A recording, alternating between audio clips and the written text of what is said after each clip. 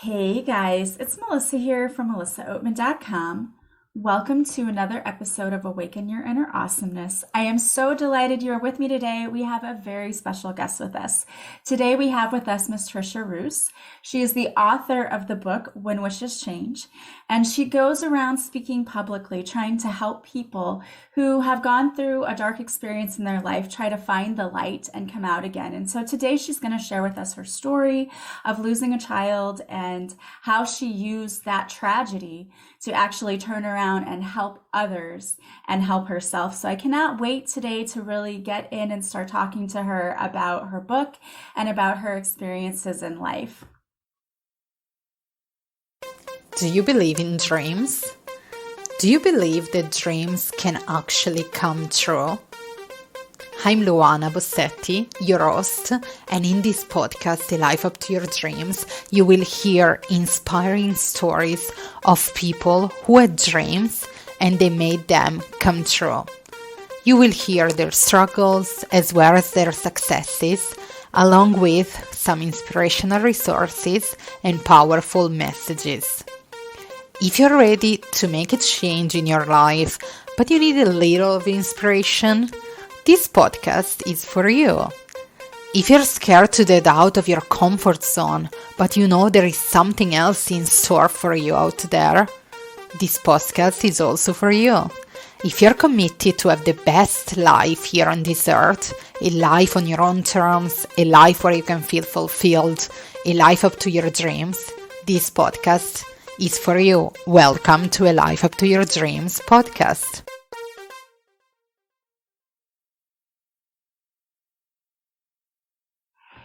All right. Thank you guys so much for being here with us today. And Tricia, thank you so much for being here with us today. I'm so excited to have you.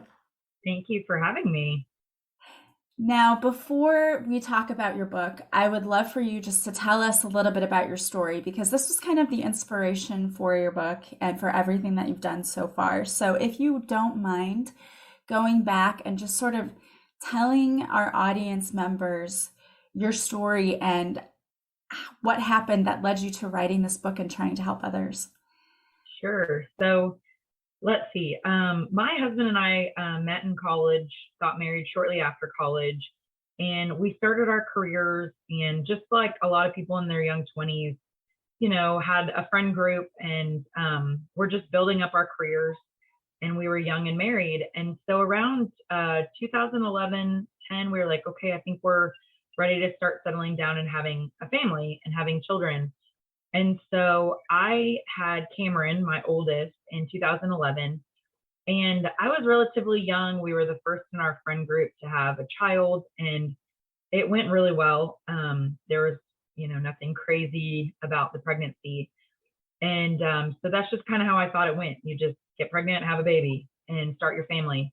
Well, about 3.5 years later, my son was, getting to the point where he started noticing that a lot of friends were getting siblings. And he declared that he wanted himself a lady baby.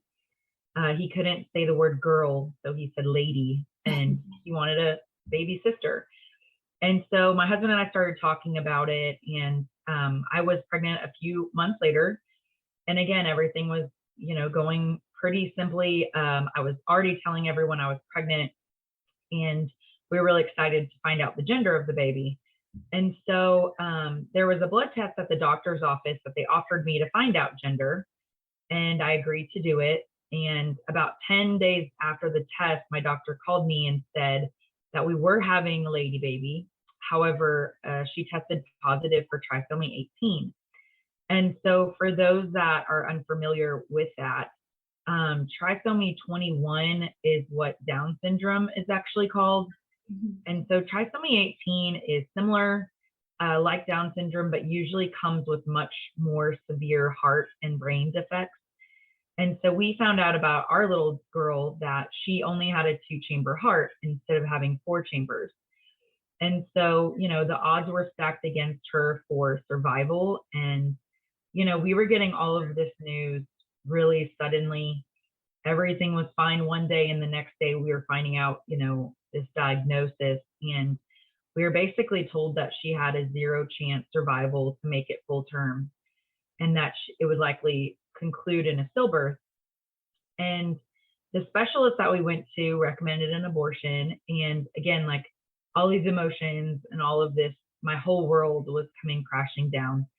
And in the midst of that, I was a high school volleyball coach, had been for years, and had to run a really successful program. And we were starting our season. And so I found out this news about 2 weeks before the season started.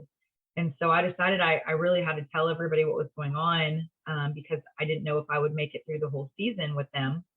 And we decided to continue with the pregnancy. But, again, she could die at any moment.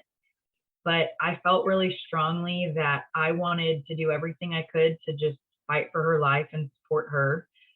And whatever happened, we would deal with that situation at the time, whether she made it full time or not, full term. And so the next few months was really this amazing time in my life, because although I was going through this tremendous tragedy, these high school girls just rallied around us and dedicated the season to our daughter, Anabelle, and for just making it a good experience to me and my family, because we were going through such a hard time.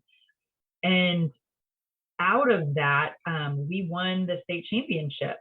And so these girls, like working for something bigger than themselves and being selfless, had this amazing, awesome season that no one would have expected. And they did it for her. And I really believe that when you put your focus in something bigger than yourself, like amazing things can come out of that. And so by the end of the season, we win state. I'm still pregnant. She's still alive inside of me.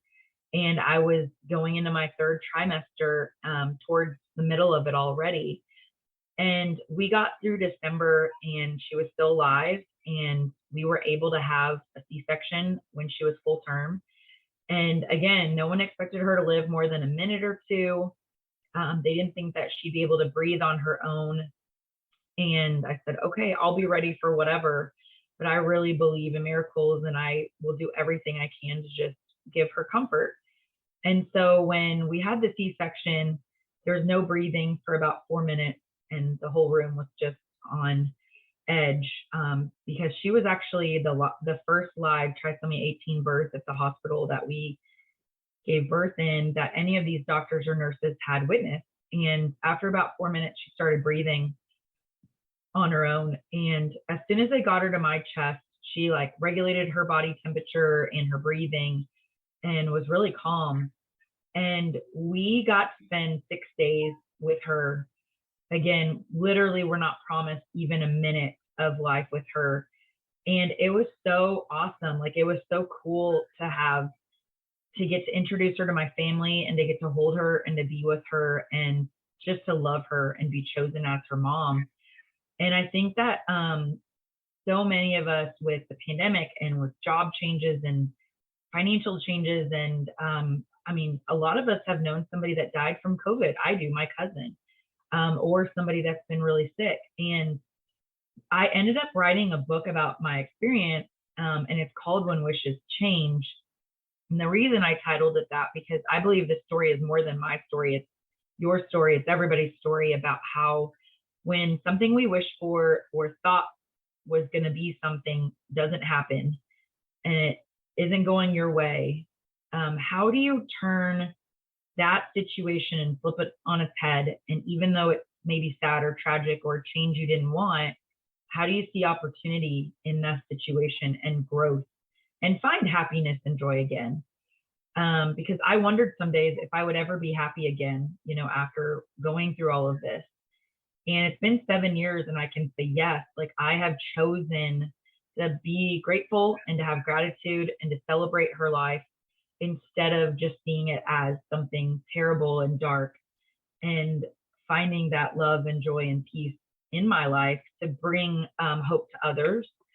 And so I really made sure in the book, as I was writing it over a pandemic, that it was really relatable, that there is vulnerability, honesty, anger, frustration with what we were going through. But then I was every day waking up to find the good that I could find out of it to share with others.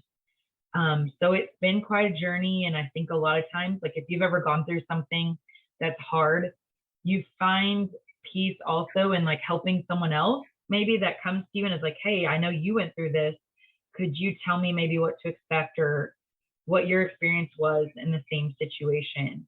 And so I've found that it's really healing also to help others that maybe are going through similar situations. I love that. I love that you're taking something that you didn't want to happen, as you said, was a wish that completely changed, but are using it to spread love and healing to other people. And what I especially love is that you're honest and raw about the fact that, yeah, I'm angry that this happened. Yeah, I'm angry that it didn't turn out the way I want. Because I think there's so many people out there who think, well, we just have to suck it up and just go on and not experience those things. And that is so wrong. You have to experience those feelings, and you're not going to feel happiness and joy. You know, the people who experience tragedy and then go around and speak about it didn't just take a pill and wake up the next day and they were happy and everything was great. And now they're healing others. It's a process, and it's a whole grieving process. And part of that process is coming to the realization that my daughter didn't die in vain. You know, I'm going to use this to help others. And I love when people can pull themselves up out of adversity, you know, out of the ashes and rise up to help other people. And I agree with you. I think in doing that, there is something healing about that in helping others. But I absolutely love that you are doing that. And so you didn't just write a book. Now you've kind of started a movement and you're going around speaking. Is that also true? Yeah. So when I was working with my editor, she actually introduced me into the speaking world.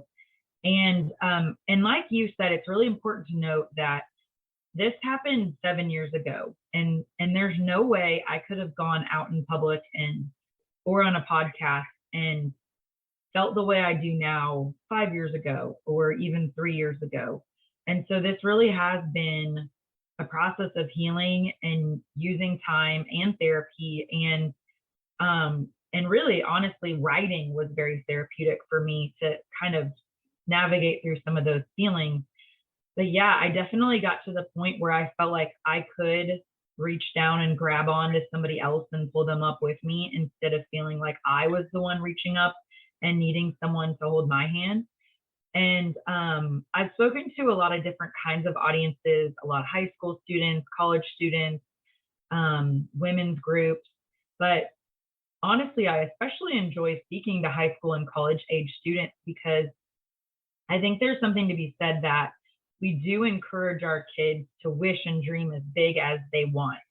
So every little boy is going to say, well, then I'm going to be in the NBA or president of the United States. Those are like the two things, right? And it's amazing. We should never hold them back from having big hopes and dreams.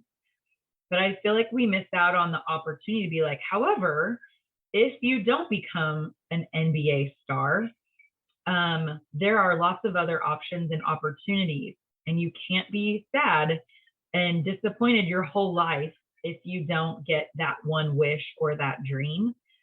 And working in a high school, I worked in a high school for over 20 years. I watched kids, you know, maybe not get into their dream college, that one school they dreamed of since they were little, and fall apart completely and be so devastated. And then they're stuck and they're paralyzed and they can't look up and be like, okay, I'm upset and I'm angry. However, there are a million colleges out there, and now I'm going to seek the next opportunity that exists. Maybe this wasn't meant to be, that maybe not where God wanted me to be, whatever. But we're kind of missing the boat on that in how we talk to our kids and to youth. We just love to tell them to dream big and wish big, and all your wishes and dreams will come true. But we both know that, like, I didn't become a Disney princess or a professional an actress or whatever I said I was going to be when I was 10. I had to, you know, go to college and get in the real world and work and figure out how to pay bills. And I really enjoy speaking to that audience in particular about allowing your wishes to change and evolve and to allow yourself to be sad if you don't get into your dream school, or, you know, your boyfriend breaks up with you at 15 years old that you swore you were going to marry. But not to be paralyzed in it, and to find strategies and ways to allow your wishes to change, to find something even bigger and better. Because I can tell you, I would have never wished for my daughter to die, but I did have another child after, and I don't think I would have had her if it wasn't for the one that I lost. And so I'm super grateful for that opportunity. And then there's no way that I would be speaking and have written a book if it wasn't for that situation, or have been in a position to help others experiencing loss that desperately need it. And those are never things I wish for, ever. But here I am, and I'm grateful for that opportunity to find a place within myself to be a resource and a light for other people. You know, I think there are a lot of adults who need that skill too. You know, so many of us, we don't learn the skills we need to cope with tragedies that happen in our lives. Being an adult and being in the real world, when things don't go your way, you know, have a job that you end up in, and then you realize this is not where you wanted to be. I think adults need that same advice in how to find the light in the darkness wherever you are, because we all go through dark periods in our lives. We all go through tragedies. Mine may be different than yours, but it's no less painful. It's no less harrowing to get through. But many people out there don't have the tools they need to help them do exactly what you did, which is to see the positive in the situation, to try to look for a way that this was not just a painful situation, but rather you took it and you turned it into something meaningful, which I think is wonderful because it honors your daughter's memory, and it's also helping other people to heal. And so we really need to be able to get to a place where more of us can do that, where we don't get stuck in that woe is me victim mentality all of the time. You know, of course, that's our human response to want to go there and say, why me? This isn't fair. But we have to be able to move beyond that, move through that grief process so that we can get to the other side of it and see that that one thing doesn't define who you are. You know, your one pregnancy that didn't really come to, well, it came to full term, but your daughter who was only around for 6 days, that doesn't define you. It's just added to your experience, and you found a way to take that and help others and allow it to make you better, or your experience better, and for you to learn from it. And I think that's where a lot of people get stuck, because they don't ever get to that other side, you know. So we need people like you who are going around and speaking. And I love that it's with young people, because I'm a high school teacher too. But adults need that too. We need that just as much. Someone there reminding us that, hey, just because you didn't marry Prince Charming and you're not living in your $6 million home, like, it's okay. You can still work through life. There can still be beautiful things. So I love that you're doing that. Yeah, you're right. It is very applicable to adults, because how many times I can count that I've been with other adults and they hate their job, or something terrible happened, but then like a year later, they still hate their job and they're still like wallowing in it. And that piece, I think, especially with COVID, is really relatable. I actually was an administrator at a high school and head volleyball coach. And as I'm writing this book and I come up with this title, When Wishes Change, the place I thought I would be at forever, like work there forever, it just got uncomfortable. I was not happy anymore. I was finding myself depressed about going to work or not wanting to go to work. And I was put in a department with a boss that was like a super narcissist and was really mean. And I was having panic attacks. And then all of a sudden I looked up and I'm like, my book title is speaking to me again, you know, because I don't have to be in a miserable situation. I can find other opportunities for work that are fulfilling and that I can love. And And that's really what sparked me and my interest for public speaking and for more writing opportunities. And then I'm also working at a volleyball club and coaching coaches and doing lessons and still working with young girls to give them confidence specifically in the game of volleyball, because that's what I coached my whole life. And then now I'm doing educational consulting. And so I always say I traded one job for four, but I'm not having panic attacks and I'm not sad and I'm not depressed in my job. But I could have easily just sat there and not said a word and lived in that probably the rest of my life and been counting down the days to retirement. But there are a lot of jobs out there, and you can find your strengths in different ways that can have impact. And I'm a person that wants to see purpose in what I do. And so in my head forever, I was like, well, the only way I can find purpose is in what I'm doing right now. And when I opened up to my wishes changing, I was like, no, there are other ways. It just looks a little bit different. So, my own book title kind of smacked me in the face a year ago. And I was like, okay, fine, I get it. Here I am again, needing my wishes to change. But it's important to note that it's uncomfortable. It's a weird feeling when things start changing that are not maybe what you expected. But you have to get through that uncomfort and some of those emotions to get through it and get on the other side. So, yeah, absolutely. And I know exactly what you mean, because I have some of my listeners sometimes reach out and send me messages and they're like, well, you said this. I'm like, why are you throwing my own words back at me? But it happens all the time. People will do that. I was like, okay, here come my own words back to haunt me. But you're so true in that when we push ourselves sometimes, we have to get outside that comfort zone. And that is uncomfortable to be there, but it is necessary, because I always say nothing really exciting happens from our comfort zone.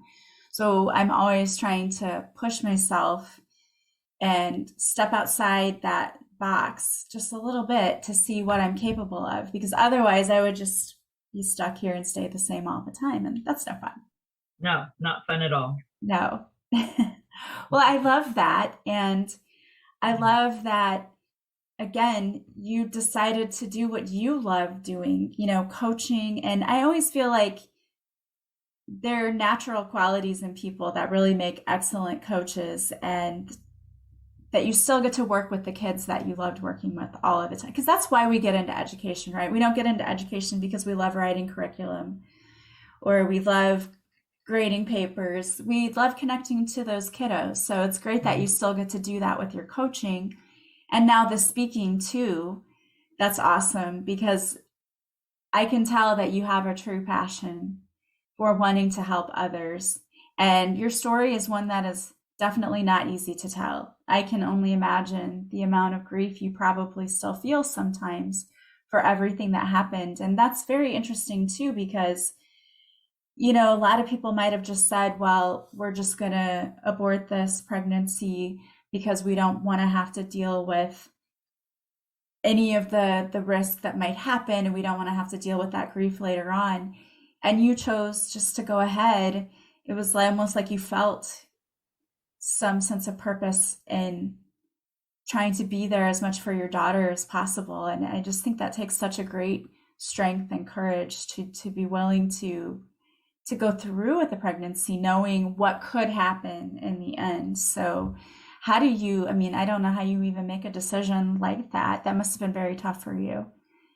Well, one thing that kind of struck me was when you're a coach, right? I'm always going to tell my athletes, I don't care if we're up against the number one team in the state and they're better than us, right? The point is you work your hardest, you try your best, and you just put it all out there. And you can walk away from that experience. You may be sad if you lose, but you're like, but I gave it everything I had and I tried my best. And then if you win, like, woohoo, we won. That was amazing. Like, we worked our best and we won. And so for me personally, I felt like it was my job to walk the talk and say, hey, this may end in her passing away, and there may be a lot of heartache and pain down the road for me and my family, but we're just going to do everything we can and fight for her so that at the end of the day, we feel like we did exactly what we could do. And, I have talked to people who've had abortions and those who haven't. And I think that I am definitely a person that I think if I would have made that choice, there would be the what if my entire life.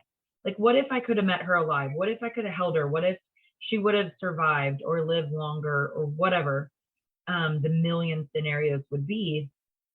But I did get to meet her and hold her and smell her and love her and see her interaction with my son and my parents and my son to this day. I mean, he's 10 now, so he was 3.5 at the time. And he is such an amazing human being, a compassionate young man, especially, he doesn't have a ton of interaction with kids with special needs, but, we were at a doctor's office not that long ago, and he was like, look, mommy, is that little boy like Anabelle would be? And I'm like, yes. And so he's waving with him and he's playing with him. And I just think about his personal journey. And I'm like, I believe that, yeah, it was hard. It was tragic. It was sad what he went through. But I believe that it'll make him a stronger person the rest of his life. And then I'm just thinking, wow, how could this impact his career or his calling because he did go through something like this? I really don't believe it impacted him negatively in any way, because I know that when the pandemic hit, he was scared of people dying, and it, hurt his little heart to see that there was something sad going on in the world. And then his other friends are like oblivious. They're just like, whatever, COVID. Yeah. And I think that it's also important for kids to understand loss. I mean, they're going to lose someone in their life. You cannot shelter them from that. And whether it's a grandpa or a friend in high school, that dies suddenly, or something's going to happen that's not fun, tragedy is going to hit. And we have to teach them how to deal with it in a healthy way with their emotions. And I mean, again, back to kids these days, I don't know if I think maybe sometimes they're a little too sheltered, and then something happens and they fall apart and they can't get themselves back together because they've never been taught how to deal with loss in a healthy way. So that's just kind of another little ad. But I think that with us making that decision, it obviously impacted our family and our son, but I think it was good things. It was good things that we all learned. Yeah, and you probably also impacted the physicians too, who were there helping you along the journey. And as you said, that they said they have never witnessed a live birth with a child who was born with this condition. So that's another thing too. And, it's going through situations like this too that also help physicians say, well, how can we maybe help babies in the future? How can we help with these pregnancies? So it's a learning experience for everyone, not just you and your family. You don't even realize the people that those kinds of things impact, But yeah. I think you're right. I think it definitely helped your son, because that's such a profound thing, that he got to see his little sister, got to experience that, and got to know that connection, and that you helped him through everything, what was going on, and giving him those coping skills. Because you're right, everything that's going on right now with the pandemic, we're just seeing kids having no ability to cope. And I think we're talking the other day that suicide rates are up in teenagers, and that's scary in and of itself. That's a very scary thing. Yeah. And I think we have to be better as a whole society about helping kids and helping them understand that tragedies will happen. Like, we can't avoid it. That's just a part of life. You're always going to face challenges, but it's how you react to those challenges. And I love that you have given your son already those skills that will help him. And you're right, this may influence what he wants to do when he grows up. He may decide he wants to help children with special needs, or, become a doctor or whatever. It's amazing. I think kids are amazing. They're very resilient. We don't give them enough credit. Oh, yeah. Such a great story. And, if anyone is out there listening, and because I know we have people out there listening who have lost children, and not even just losing children, any loss in your life can be something that sets you into a tailspin, not really knowing, how do I get over this? How do I move on? So your book is really, I think, for anyone who's ever experienced any kind of loss in their life. If anyone's out there listening and they would like to buy your book, or maybe they just want to follow you, what's the best way for them to do that? So my book is on Amazon and pretty much anywhere you can buy books. It's called When Wishes Change. And then I also have a website, whenwisheschange.com.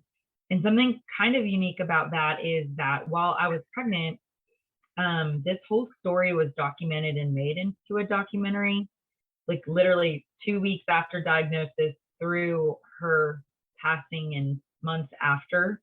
And it's really awesome. And then also there's like short clips from it on my website under my author page. And then my son, there's a little video of him singing to her, actually the day before she died. And that went super viral on YouTube. And it's the sweetest little thing. He's just holding her, singing to her. And so those are all on my website.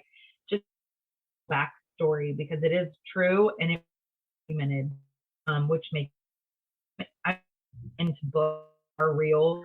I can Google and find out real facts about what was really going on. And then on social media, TikTok, Instagram, and Facebook, you can find me at When Wishes Change.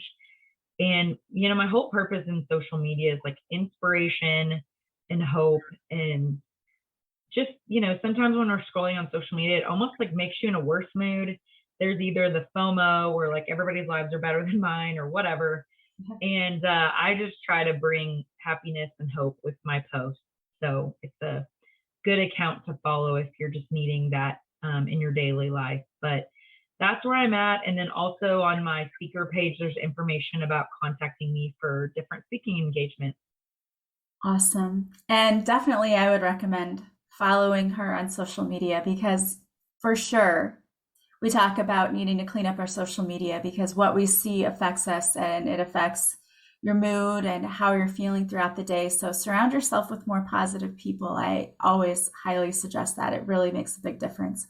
Well, I want to thank you so much for being here and being courageous and sharing your story, and for all the work that you're doing, because it is so needed and so amazing that you're doing that. One of the things I always like to ask our guests to do is to leave our listeners with a little piece of advice that they could take with them through the day. So if you had just a little nugget of wisdom that you could share with us today, what would that be? I would say to take a moment and consider how you can let a wish change. And maybe something you've just been really stubborn about, or you're not allowing it to change, or you're dealing with something that you just think that you have to put up with because you don't see a way out.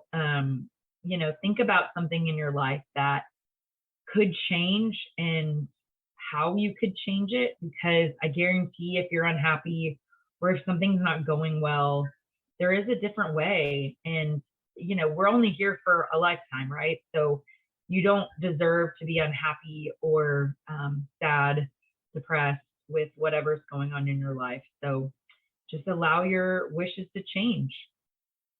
I love that.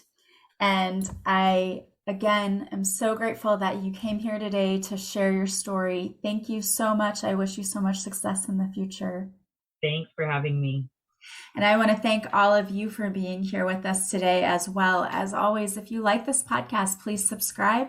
Please leave a positive review from wherever you're listening. As always, please leave me some stars on iTunes. And recommending this podcast to anyone you think might enjoy it is the greatest compliment you can pay me. If you want to work with me, you can follow me on social media. You can go to my website, melissaoatman.com. I hope that you have a beautiful day from wherever you're listening. As always, I am sending you so much love and light, and I will talk to you soon. Bye, guys.